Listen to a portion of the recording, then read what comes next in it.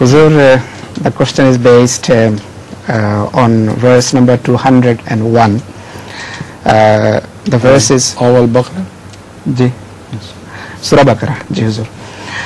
A'udhu billahi minash shaitanir rajim. Bismillahir rahmanir rahim.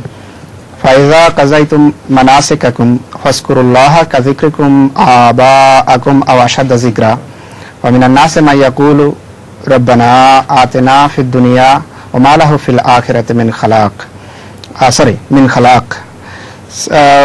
I think the English translation will follow this.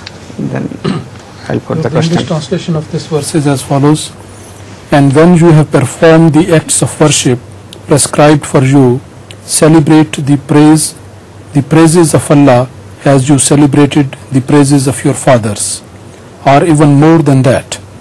And of men there are some who say, Our Lord, grant us good things in this world, and such one shall have no share in the hereafter.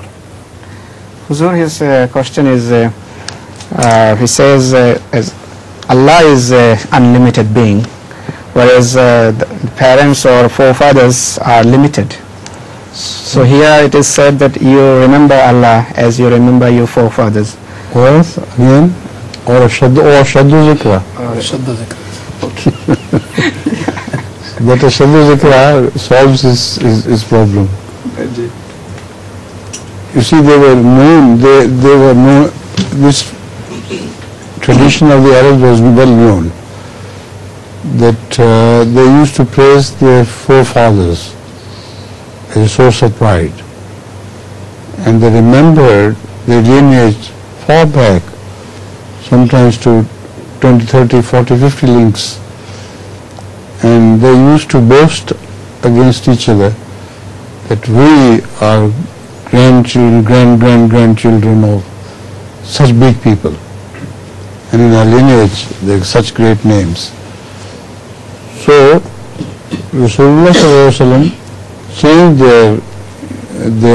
their attention from their fathers to their spiritual fathers. So remember Allah the way Abraham remembered Allah and others before him. So because it was an established habit and custom with the Arabs, so the Holy Quran started with this. But then it added or Shadda Zikra. The fact is that you can't praise God enough. If you just praise Him like you praise your forefathers, it should not be enough. So do it more, much more according to your capacity. Right?